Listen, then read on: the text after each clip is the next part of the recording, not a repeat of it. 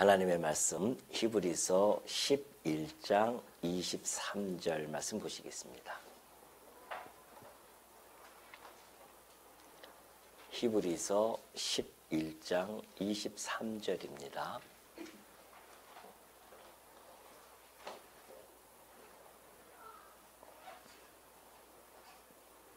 믿음으로 모세가 났을 때에 그 부모가 아름다운 아이임을 보고 석 달 동안 숨겨 왕의 명령을 무서워하지 아니하였으며, 믿음으로 모세는 장성하여 바로의 공주의 아들이라 칭함받기를 거절하고 도리어 하나님의 백성과 함께 고난받기를 잠시 죄악의 낙을 누리는 것보다 더 좋아하고 그리스도를 위하여 받는 수모를 애굽의 모든 보화보다 더 큰 재물로 여겼으니 이는 상 주심을 바라봄이라. 믿음으로 애굽을 떠나 왕의 노함을 무서워하지 아니하고 곧 보이지 아니하는 자를 보는 것 같이 하여 참았으며, 믿음으로 유월절과 피 뿌리는 예식을 정하였으니 이는 장자를 멸하는 자로 그들을 건드리지 않게 하려 한 것이며, 믿음으로 그들은 홍해를 육지같이 건넜으나 애굽 사람들은 이것을 시험하다가 빠져 죽었으며, 믿음으로 7일 동안 여리고를 도니 성이 무너졌으며, 믿음으로 기생 라합은 정탐꾼을 평안히 영접하였으므로 순종하지 아니한 자와 함께 멸망하지 아니하였도다. 예, 우리는 지금 히브리서 기자가 그때 당시 히브리인들 곧 유대인 크리스찬을 향해서 지금 이 편지를 보내어 그들로 하여금 믿음을 굳게 지키라는 그런 권면의 말씀을 우리는 지금 살펴보고 있습니다. 그때 당시에 예수를 믿는다고 하는 것은 자기의 모든 것을 내어 줘야 하는 그런 위험이 도사리는 그러한 상황이었습니다. 유대인들에게 출교를 당한다고 하는 것은 경제적으로 또한 여러 가지 어려움이 올 수밖에 없고요. 심지어는 목숨까지도 내놓아야 하는 그것이 바로 믿음의 길이었었습니다. 그러다 보면은 우리가 살다 보면은 현실 속에서 불이익을 얻을 때도 있고요. 예수를 믿는 것 때문에 또한 육신의 고통을 당할 때도 있습니다. 그러다 보면은 거기서 벗어나고 싶은 마음이 없겠습니까? 예수를 안 믿겠다고 하고 버리고 과거의 유대교로 다시 돌아간다고 한다면 모든 것이 정상적으로 회복이 되어질 수 있습니다. 큰 어려움을 겪지 않을 수 있다는 것이죠. 그래서 마음이 흔들리고 있는 자들도 혹 있을 수 있기 때문에 히브리서 기자는 그들을 향해서 우리가 믿는 믿음이 얼마나 우월하며 탁월한지를 먼저 가르쳐주면서 그 믿음을 지켜나가는 옛 믿음의 선진들을 하나하나 예를 들어가면서 지금 권면을 해가고 있는 중이죠. 우리는 저 아벨, 아담의 후손이었던 아벨로부터 시작해서 지금 계속해서 우리는 믿음의 선진들의 발자취를 하나하나 따르고 있는 중입니다. 오늘은 이제 모세죠. 여러분이 잘 알고 있는 모세의 그 믿음, 모세의 부모로부터 주어지는 그 믿음을 오늘은 좀 살펴보도록 하겠습니다. 그때 당시에 요셉이 있을 때는요, 애굽에 이스라엘 백성들이 그도 좀 대우를 받고 살았습니다. 그러나 요셉이 죽고 또한 그 왕조도, 요셉과 함께 했던 왕조도 사실은 사라집니다. 새로운 왕조가 나타났어요. 그런데 요셉의 공로는 다 까마득하게 잊어버리고 그 후손들이 생육하고 번성하는 그 모습을 바라보면서 위협을 느낍니다. 그래서 그 남자 히브리인들의 그 남자 아이를 낳으면 죽이라고 왕의 명령이 떨어집니다. 여자아이는 살려두는데 남자아이는 죽이라는 것이죠. 훗날 그 애굽에 위협을 가할 수 있는 그런 존재들이 되기 때문에 그렇습니다. 그러니 많은 사람들이 정말 눈물로써 그 아이를 죽이기도 하고 그런 엄청난 비극의 상황이 그때 당시에 벌어지고 있었습니다. 모세의 부모였던 이 아므람과 그리고 요게벳이라고 하는 두 부부도 모세를 낳고선요 갈등이 있을 수밖에 없잖아요. 그런데 그 모세를 딱 보는 순간 그들의 마음은 강한 믿음을 형성하게 되어집니다. 왜 그러냐면은 우리가 출애굽기 그때 현장에 있는 말씀을 보면 이렇게 되어져 있어요. 그 여자가 임신하여 아들을 낳으니 그가 잘생긴 것을 보고 석 달 동안 그를 숨겼다. 그렇게 이야기합니다. 그러니까 그 아들이 물론 자기 아들이 다 이쁘죠. 멋있고 다 잘생기지 않습니까? 아니 고슴도치도 자기 아이는 이쁘다고 하는데 오죽하겠습니까? 근데 그 부모가 그 모세를 보는 그 시각은 단순하게 어떠한 혈육에 의한 육정에 의해서 나타나는 그러한 시각이 아니었다는 것이죠. 우리는 그걸 사도행전 7장 20절 스데반이 마지막 죽기 전에 했던 그런 말씀 속에서 좀 정보를 얻고자 합니다.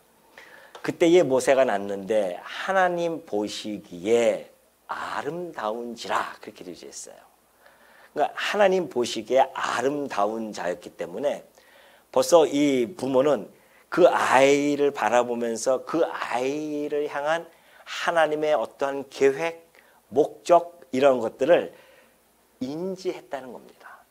단순하게 부성애로 모성애로 이 아이는 정말 너무너무 뛰어난 아이 같아 이렇게 바라본 것이 아니라 하나님 보시기에 아름다울 정도의 그 아이에 대한 그 모습을 바라보면서 이 아이는 하나님의 이 아이를 통하여서 이루고자 하시는 계획과 목적이 분명히 있을 것이다. 이것을 그 부모들이 알았다는 것이죠. 그래서 그들은 그 하나님을 향한 그 믿음을 따라서 행동을 취합니다. 어떻게 해요? 왕의 명령조차도 어기면서 아기를 숨깁니다. 왕의 명령을 어긴다고 하는 것은 목숨을 담보로 한 그러한 행동입니다. 그 아이를 숨겼다가 발각이 되면 그 부모들은 죽임을 당할 수밖에 없어요. 그런 상황에도 불구하고 그들은 두려워하지 않습니다. 여기 오늘 23절에 보면 그러죠. 왕의 명령을 무서워하지 아니한다는 겁니다. 도대체 그 부모는 목숨을 담보로 하면서 그 아이를 감추기까지 그런 담대함, 두려움 없는 그런 모습을 보여줬을까요? 그것이 바로 하나님께서 향하신 그 아이를 향한 그 계획과 목적에 대한 믿음이 있었기 때문에 그렇다는 것이죠. 이것이 바로 하나님을 향한 그 믿음을 가지고 있었기 때문에 그러한 어려운 가운데서도 그 믿음 속에서 두려움을 극복해 나갔다는 겁니다. 사실 우리가 이것이 바로 믿음이거든요. 우리가 가지고 있는 믿음이란 그런 믿음입니다. 그저 현실 속에서 아주 잘 되고 그리고 복받고 이런 것이 우리 기독교적인 믿음이 아닙니다. 우리가 가지고 있는 믿음은 현실의 불이익을 당할 수도 있습니다. 우리의 현실 속에서 우리는 때로는 고난 속에 빠질 수도 있습니다. 예수를 믿기 때문에 우리는 불편함을 겪을 수도 있습니다. 때로는 조롱도 받습니다. 그러함에도 불구하고 우리가 믿음을 가지고 흔들리지 않고 그것을 있는 것은 그 믿음을 가지고 있는 것은 우리가 하나님이 살아 존재하고 계심에 대한 확실한 믿음이 있을 뿐만이 아니라 그 하나님이 어떠한 분인지를 우리는 알고 있기 때문에 그렇다는 것이죠. 우리 기독교적인 믿음은 그러한 맹신적인 믿음이 결코 아닙니다. 분명한 믿음의 근거가 있었고 그 근거에 의해서 우리의 믿음은 형성되어졌기 때문에 결코 우리의 믿음은 우리의 주변에 나타나는 어떤 상황에서도 굴하지 아니하고 그 믿음을 지킬 수 있는 힘을 얻게 되는 것입니다. 바로 이 모세의 부모가 그랬다는 것이죠. 모세의 부모뿐만이 아니잖아요.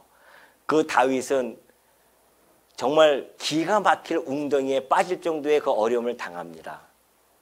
그리고 그는 사망의 음침한 골짜기라고 하는 그곳에 다닐지라도 해를 두려워하지 않는다고 하는 그 믿음의 시적인 고백을 해낸 바가 있습니다. 그것이 시편 23편이지 않습니까?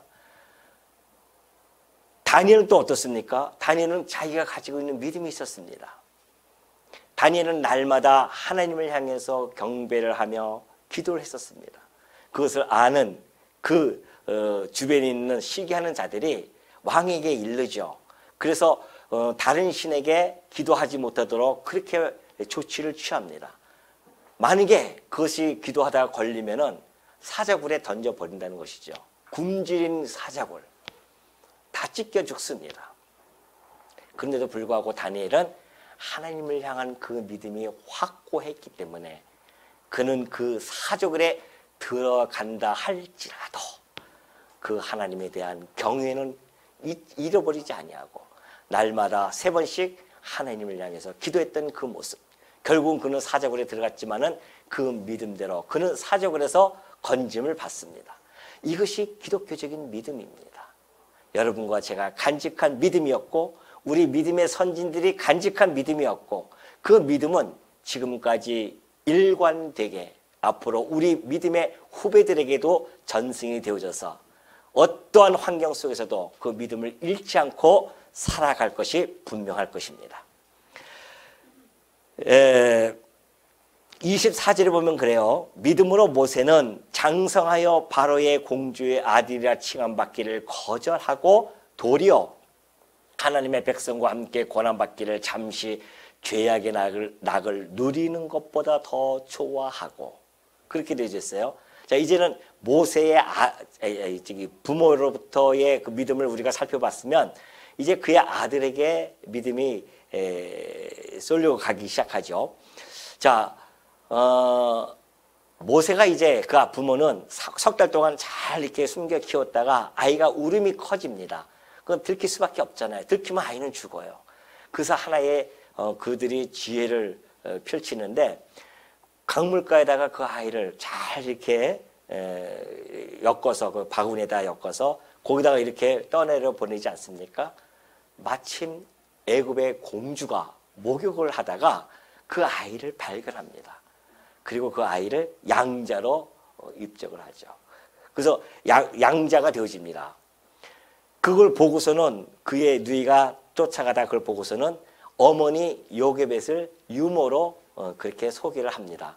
그래서 모세는 자기 친어머니에게 길림을 어머니가 기르죠. 그 모세를 갖다가. 그러면서 어머니는 하나님에 대한 신앙과 그리고 히브리 민족에 대한 민족애를 그 모세에게 잘 전달해 줍니다. 비록 그는 애굽의 왕자로서의 영화를 누리며 살아가고 있지만 그러나 그 친부모로부터는 정말 영적인 그러한 성장을 함께 갖게 되어집니다. 그리고 나서 그는 그러한 이제 민족애를 가지고 있게 되어졌는데 그 민족애가 이제 그의 어려운 길로 인도하는 그러한 환경이 조성되어지죠. 그것이 바로 25절입니다. 도리어 하나님의 백성과 함께 고난받기를 잠시 죄악의 낙을 누리는 것보다 더 좋아한다고 합니다. 자기 동족이 학대를 받았어요. 그 학대를 받으니까는 가만히 있을 수가 없었죠. 그래서 고난받는 자기 민족의 그 고난을 남의 일로 여기지 아니하고 그는 그 애굽인을 쳐서 죽여버립니다. 자기 학대를 받으니까. 사실 모세는요 애굽의 왕자로서 정말 어려움 없이 갈 수 있는 그 넓은 길이 있었습니다. 그럼에도 불구하고 그는 오직 고난과 그리고 눈물로 가야만 하는 그 좁은 길을 선택하는 그러한 믿음의 사람으로 드디어 들어간 것입니다. 히브리인의 편을 든다고 하는 것은 좁고 고통스러운 길입니다. 좁은 길이에요. 차라리 애굽의 왕자로서 살았으면 온갖 영화를 누리면서 살아갈 수가 있었습니다. 자기의 그 민족의 고난을 그냥 뒤돌아보고 보지 않으면 돼요. 그런데 그는 그 믿음이 형성되어져 있었기 때문에 자기 민족의 고난을 결코 좌시하지 않았었어요.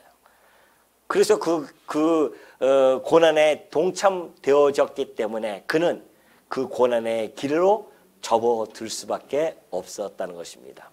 그래서 잠시 죄악의 낙을 누리는 것보다 더 좋아했다는 겁니다.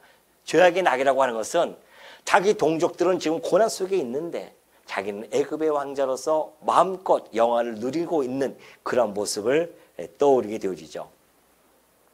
그런데 그는 그 죄악의 나 잠시라고 하는 그 표현을 합니다. 고난받기를 잠시. 물론 이것은 히브리 기자가 해석을 해주면서 해나간 표현이었지만은 그러나 모세 역시도 그때 당시에 가지고 있었던 그런 어떠한 자기의 세계관, 인생관이 그때로부터 형성되어지지 않았나 봅니다. 왜냐하면 모세는요 시편 90편에서 이렇게 자기의 인생관 그리고 세계관을 펼치려 나갑니다. 주의 목전에는 천년이 지나간 어제 같으며 밤의 한순간 같을 뿐임이니이다. 주께서 그들을 홍수처럼 쓸어 가시나이다. 그들은 곧 사람들이거든요. 그들은 잠깐 자는 것 같으며 아침에 돋는 풀 같으니이다. 푸른 아침에 꽃이 피어 자라다가 저녁에는 시들어 마르나이다. 이것이 우리 인생의 모습이라는 것이죠. 그러면서 뒤에 가서는 뭐라고 하냐면은 인생의 연수가 70이요 강건하면 80입니다. 화살처럼 지나가는 것이 우리 인생의 모습입니다. 우리는 이 땅에 살아가면서 때로는 천년 만년 살 것처럼 착각하고 살아가는 자들이 너무나 많습니다. 그러나 여러분 지금 한번 곰곰이 생각해 보십시오. 지금까지 살아온 것이 어떻게 지내왔는지, 어떻게 지내왔습니까? 잠깐이었어요. 엊그저께 어렸을 때의 그 동무들과 뛰놀던 모습이 엊그제 같았었는데, 우리 잘 표현하지 않습니까? 엊그제 같았었는데 벌써 내 나이가 이렇게 됐다고? 깜짝깜짝 놀 때가 많이 있습니다. 그렇게 잠시 왔던 인생은 앞으로 미래도 잠시 가는 겁니다. 천년만년 안 삽니다. 겨우 좀 건강하면 80까지는 살아요. 그러나 80 이후부터는 다 인간들은 죽어가는 모습들이죠. 하나님께서 정하신 연수가 70이라는 겁니다. 얼마 안 남았죠, 70까지를. 그럼에도 불구하고 아직도 욕심을 가지고 살아가는 우리의 모습을 보면 얼마나 어리석은 모습입니까? 이 땅에서 천년만년 살 것 아니라는 사실을 꼭 명심하시기 바랍니다. 모세는 그걸 알았어요. 잠시 그 죄악의 날, 영화로움을 누리는 그 날은 잠시입니다. 그렇기 때문에 이 모세는요, 자기 모든 인간의 인생의 모든 날이 영원하신 하나님의 관점에서 봤을 때는 그것은 정말 풀과 같은, 안개와 같은 인간이라는 것을 잘 알게 되죠. 이것이 바로 하나님, 영원하신 하나님을 알 때만이 올 수 있는 탁월한 영적인 안목이라는 겁니다. 성도는 이런 영적인 안목을 가지고 있는 분들입니다. 그렇기 때문에 이 땅에서 누리는 그 죄악된 날은 아무 의미 없는, 잠깐 누리는 그러한 날들이기 때문에 아무 의미 없는 날들이라는 것을 모세는 이미 알고 있었다는 것이죠. 그러면서 26절 보니까는 그리스도를 위하여 받는 수모를 애굽의 모든 보화보다 더 큰 재물로 여겼으니 이는 상 주심을 바람이니라. 바라봄이라. 여기서 보면은 그리스도를 위하여 받는 수모 그렇게 되어 있어요. 이것은 히브리서 기자가 모세가 받는 그 수모를 그리스도가 받는 수모라고 하는 그러한 입장으로서 그렇게 지금 표현해 주고 있는 것이죠. 왜 이런 표현을 주저하지 않았을까요? 왜냐하면 이 모세의 수모는 곧 그리스도의 수모와 방불하기 때문에 그렇습니다. 모세는 자기 세대에서 그리스도의 그 고난을 몸소 체험한 사람이라고 할 수가 있습니다. 왜 그러냐면은, 자, 보십시오. 사실 모세뿐만이 아닙니다. 예수 그리스도께서의 그 고난과 우리 믿음의 선진들이 받았던 고난은 매우 비슷한 면들이 많이 있죠. 그래서 지금 제가 이제 설명해 드리는 그런 분들의 그 모습은 장차 오실 예수 그리스도에 대한 예표적인 그런 모습이라는 것을 여러분이 아시면 됩니다. 뭐 멀리까지 갈 필요 없이 이제 모세부터 시작하겠습니다. 자, 모세가 있어요. 이 모세가 받는 이 고난은요, 사실은 모세는 왕자였었습니다. 그죠? 왕자, 애굽의 왕자로서 뭔가 영화를 누릴 수 있는 그런 자리에 있는 자였었는데, 이 자리를 박차고 그는 민족과 함께 고난받기를 즐겨했단 말이죠. 이것이 바로 그 모세가 받는 고난이었었고, 또 우리가 살펴보면은 혹시 여러분 욥 아시죠? 욥의 고난도 마찬가지입니다. 욥은 아주 큰 부자였었어요. 큰 부자였었는데 그 큰 부자였던 욥이 모든 것을 다 잃어버리고 그도 역시 고난 가운데 처하게 되어집니다. 또 우리가 잘 알고 있는 다윗이 있습니다. 이 다윗도 그는 칭송을 받던 자였었습니다. 뭐라고요? 사울은 천천히요, 다윗은 만만이로다. 그런 칭송을 받던 자가 갑자기 사울의 시기로 인해서 고난 속에 들어갑니다. 이런 모든 믿음의 선지들의 이런 고난들, 영화 속에 있다가 받는 그 고난은 장차 하늘의 영광 가운데 있었던 그 예수 그리스도 하나님의 아들이 이 땅에 고난을 받으러 이 땅에 오시는 그 모습에 대한 예표적인 인물들이었다는 것입니다. 그래서 이 히브리서 기자는 모세의 이 고난을 1500년 후에 있을 그리스도의 고난에 견주어서 지금 설명을 해주고 있는 것이죠. 그러니 그 받는 수모를 애굽의 모든 보화보다 더 큰 제물로 그렇게 여겼다는 거 아니겠습니까?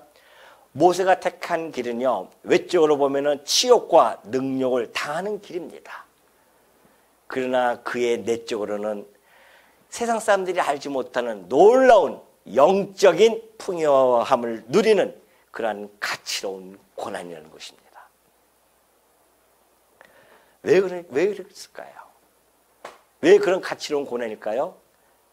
모세는 바로 자기에게 상 주심을 바라보미라 그렇습니다. 자, 우리가 보면은 그래요. 우리의 고난 봅시다. 이거는 우리가 받는 현세입니다. 이 세상에서 받는 고난이 현세예요. 그런데 모세와 믿음의 사람들, 여러분도 마찬가지 아니겠습니까? 이 세상 죄악에서 누리는 영광이 있습니다. 죄악 가운데 누리는 그 영광이 있어요. 지금 여기서 보면은 재물이라고 그러죠. 영광보다는 봅시다. 자, 현세에서 누리는 재물, 기쁨, 즐거움, 쾌락 이런 것들이 있죠. 그러면 이것이 더 크냐, 이 고난을 우리가 택할 것이냐? 여러분은 어떤 걸 택하겠습니까? 세상 사람들은 이걸 택하죠. 당연히 세상 지혜로 봤을 때는 이것이 아니겠습니까? 이 땅에 이 재물만 있으면 내가 누릴 수 있는 걸 다 누릴 수 있을 텐데, 하나님 자리에 앉아서 누릴 거 다 누릴 수 있다고 생각하는 것이 재물인데, 그만큼 막강한 권력을 가지고 있는 것이 재물 아니겠습니까? 모세가 가지고 있는 재물이 있었단 말입니다. 왕자로서의 재물이 있죠. 근데 이걸 버리고 이 고난을 택한단 말입니다. 도대체 무엇이 그를 하여금 이런 고난을 택하게 했나 말이죠. 그것이 바로 이 재물보다 더 큰 그에게는 영광, 곧 상 주심을 바라봤습니다. 그러니까 우리가 가지고 있는 믿음은 이러한 것입니다.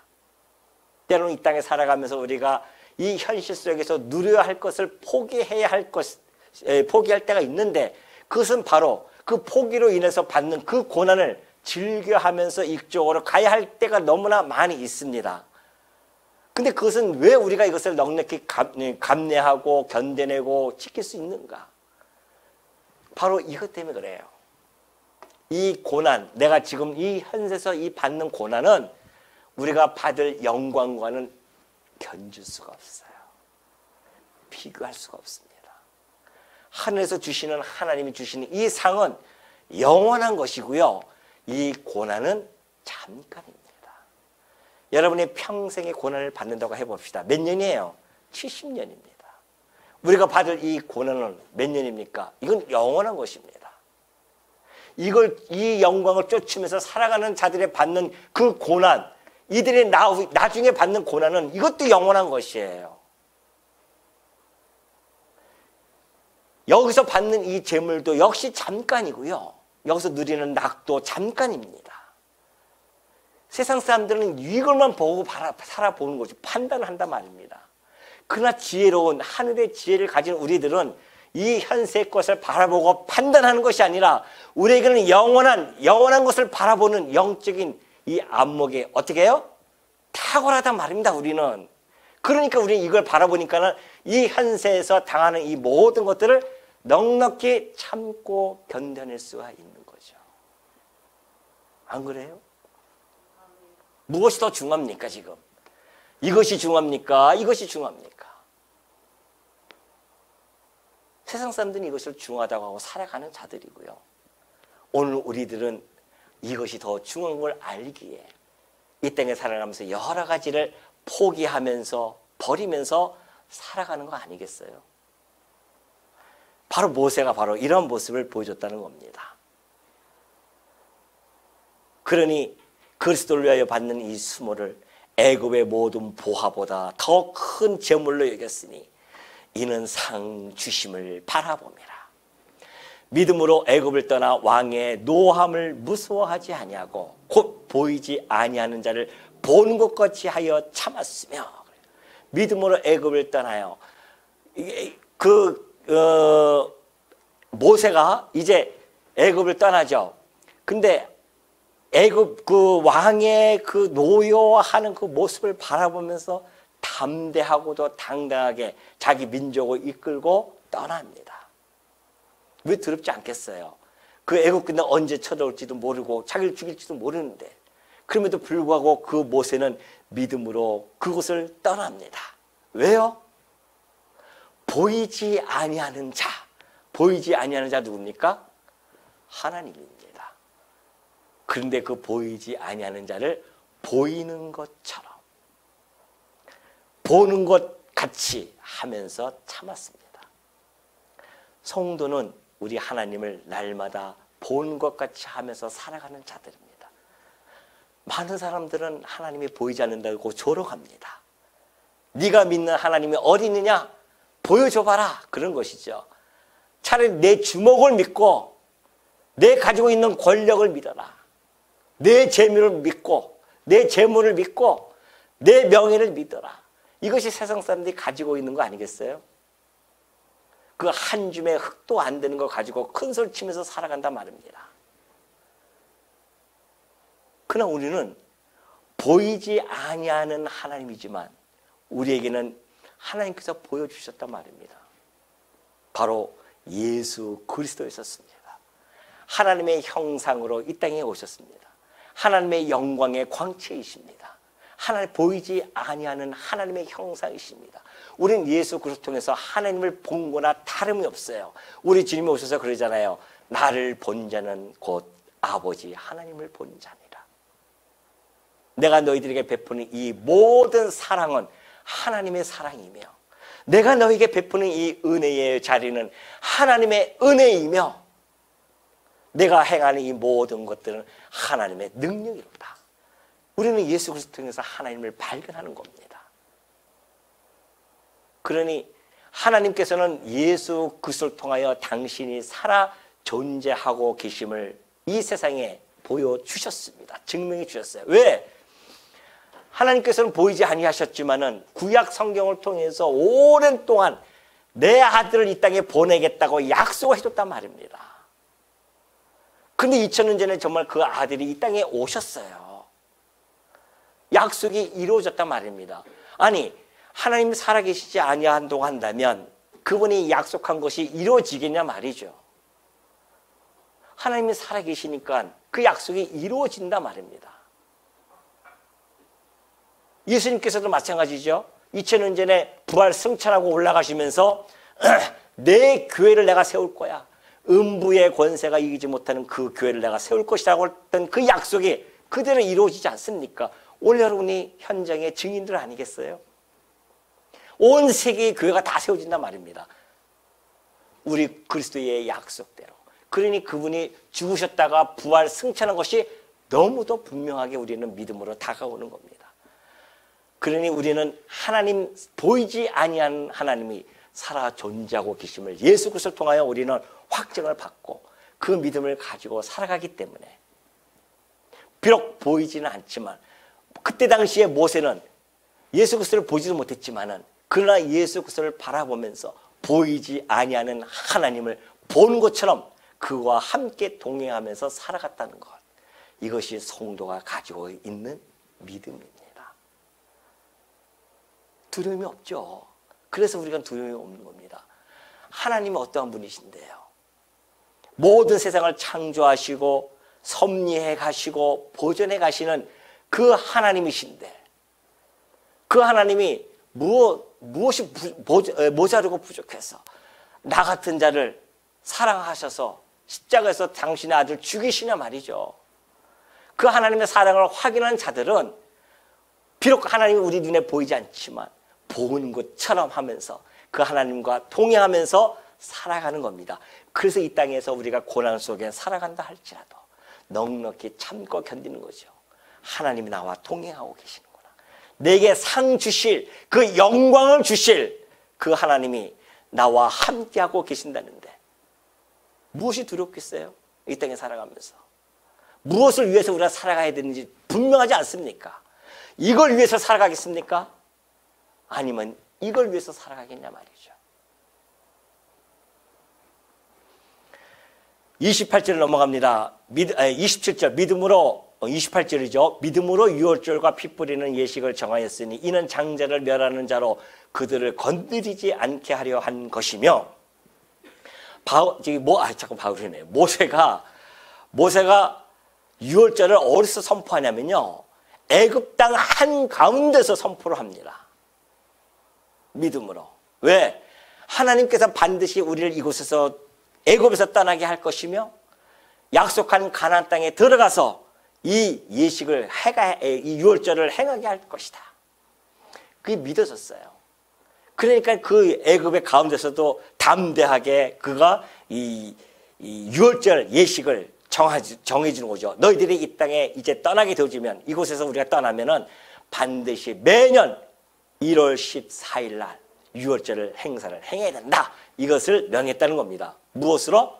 믿음으로. 그 출애굽을 할 줄 알고 믿음으로 그 예식을 정했다는 것이죠. 29절 믿음으로 그들은 홍해를 육지같이 건넜으나 애굽 사람들은 이것을 시험하다가 빠져 죽었으며 자 그들은 누굽니까? 이제 이스라엘 백성들이 나와요. 이스라엘 백성들은 하나님께서 홍해 앞으로 딱 인도해 갔더니만 물 앞에 홍해가 있어요. 뒤에는 애굽 군대가 쫓아옵니다. 어떻게 하면 좋겠어요? 진퇴양난이에요. 이제 우리는 다 죽었다고 생각했습니다. 그러나 하나님께서는 그들을 애굽에서 건져내실 때 이미 일부러 홍해길로 인도하셨고 그 홍해 밑에 길을 준비해 놓고 그들 앞에 끌고 간 겁니다. 그리고 그 홍해 길을 확 열어놨어요. 이렇게 열어갑니다. 물벽이 있습니다. 물벽이 이렇게 있어가지고서는 이쪽으로 지금 백성들이 건너가기 시작해요. 믿음으로 건너갈 수밖에 없습니다. 왜? 가다가 이 물벽이 허물어지면 다 수장당하는 겁니다. 이스라엘 백성들은 그냥 건너가기 시작해요. 믿음으로 건너가는 겁니다. 이 물벽이 허물어지지 않을 것이다 라고 하는 것이죠. 이 물을 가르신 하나님께서 이 물벽을 유지시켜 주는 것도 하나님이실 것이다. 그게 믿음입니다. 비록 우리의 주변에 어떤 어려움이 있다 할지라도 그것을 감내하면서 걸어갈 수 있는 것이 믿음이에요. 의심하지 않고 건너가는 것, 그것이 믿음이란 말입니다. 근데 애굽 군대들은 시험을 해봅니다. 야, 저들이 건너갔으니 저 물벽에 허물어지지 않겠지? 쫓아갑니다. 이게 웬일입니까? 이 물벽이 그냥 허물어집니다. 그래서 그들은 다 수장을 당했어요. 이것이 바로 29절의 말씀입니다. 홍해를 육지같이 그들은 건넜으나 애굽 군대들은 이것을 시험하다가 다 빠져 죽습니다. 믿음으로 7일 동안 여리고를 도니 성이 무너졌으며 잘 아는 사건이죠. 이제 요단강을 건너서 약속의 가나안 땅에 들어갑니다. 그런데 이게 웬일이에요? 그때 당시에 그 요단강을 가나안 땅 중에서 가장 큰 성 중에 하나였던 여리고가 그 이 문 앞에 딱 버티고 있는 겁니다. 그걸 통과해야 되는데 그걸 어떻게 이길 수 있겠어요? 그 여리고성 얼마나 큰지 이쪽 벽과 이쪽 벽이 도성을 이렇게 쌓는데 벽을 쌓는데 성벽을 쌓는데 이쪽으로 전차가 다닐 정도로 그 위에 전차가 다닐 정도로 아주 튼튼한 벽이었었습니다. 난공불락했었어요. 더군다나 이스라엘 민족들 저 광야에서 40년 동안 빙빙 돌다가 이 성을 어떻게 함락시킬 수 있겠습니까? 근데 하나님께서는 명령을 내리십니다. 너희들 일주일 동안 여기를 돌아라. 성을 돌래요. 아니 칼을 주면서 총을 주면서 대포를 주면서 준비하라 전쟁을 이런 말씀을 하신 것이 아니라 여리고성을 매일 한 바퀴씩 돌아라. 여호와 궤를 앞에 두고 나팔을 부르면서 쫙 돕니다. 한 바퀴 돕니다. 그동안에 6일 동안 돌 때까지 7일 동안 돌 때까지 너희들은 아무 소리도 내지 마라.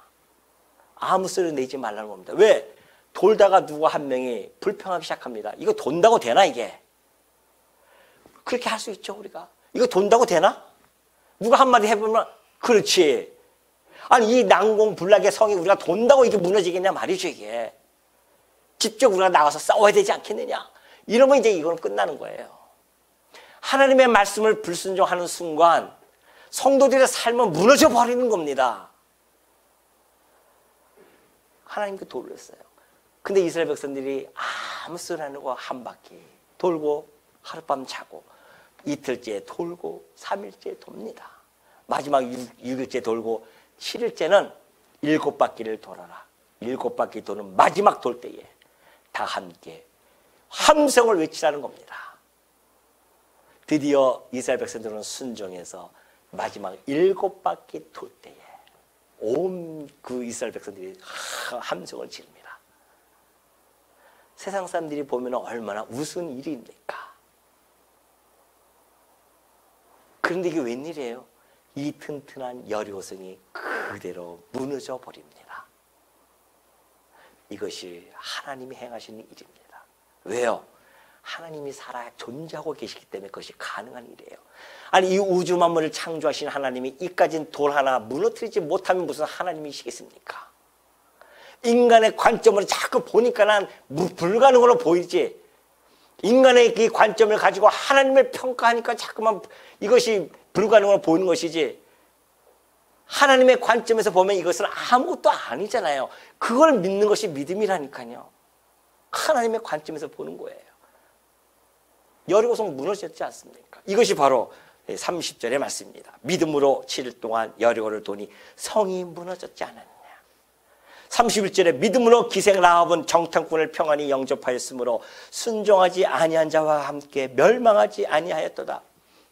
자, 여리고 성을 무너뜨리기 이전에 이미 이 여호수아가 정탐꾼 2명을 보냈습니다. 여리고성이 어떠한가 들어가 봤어요. 그때에 누가 있었냐면은 그때 기생이에요. 기생이면 매춘부입니다. 그 라합이 그 둘을 알아봅니다. 그리고 그들이 이스라엘 민족 사람인 줄 알았어요. 그리고 라합이 그들을 숨겨줍니다. 도와주죠. 그러면서 하는 이야기가 당신네들이 이 땅을 점령하는 것 나는 알고 있습니다. 믿고 있다는 거예요. 그걸 어떻게 믿습니까? 당신네 하나님께서 홍해 길을 가르신 것, 그리고 광야에서 40년 동안 당신네 하나님이 먹이고 입히고, 그리고 거기에 있는 모든 바산 왕이라든가 뭐 이런 왕들을 다 물리치고 여기까지 온 것, 이미 소문이 들어서 이 가나안 땅에 소문이 쫙 퍼져 있습니다. 다 들었어요. 그런데 라합은 그걸 믿었단 말입니다. 그 소문을 믿었어요. 하나님이 상천하지에 하나님이 계시는구나. 그걸 믿었어요.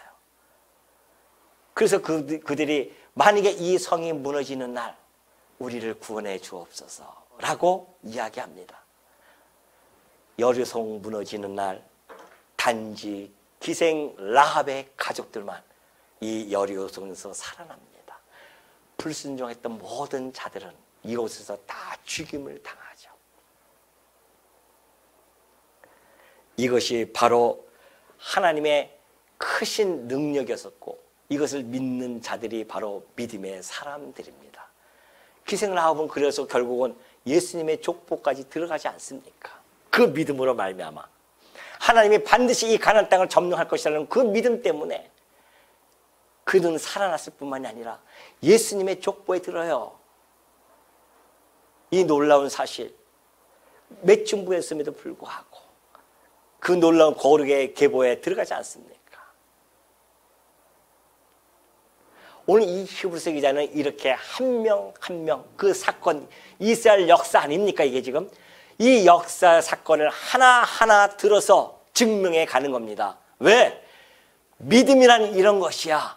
믿음의 선진들은 이렇게 살아와서 믿음을 굳건히 지킴으로 말미암아 그 믿음의 역사가 이렇게 일어났어.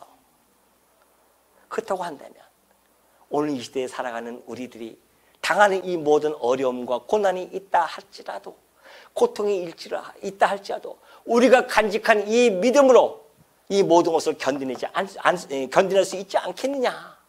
우리의 믿음의 선진들처럼 오늘 우리 성도님들도 마찬가지입니다. 이 21세기에 살아가면서 우리 예수 믿는 사람들을 개독교라고 그렇게 욕하는 자들이 허다합니다. 손가락을 찌르면서 조롱합니다. 왜? 잘못했으니까 우리가. 그러나 우리가 가지고 있는 이 믿음의 본질만큼은 흔들리지는 않습니다. 잘못한 기독교인들은 하나님께서 심판하실 것이고 그것을 잘 알고 있는 우리들은 하나님 앞에서 온전하게 그 믿음을 지켜나가면서 하나님 백성답게 살아가야 되지 않겠냐 말이죠.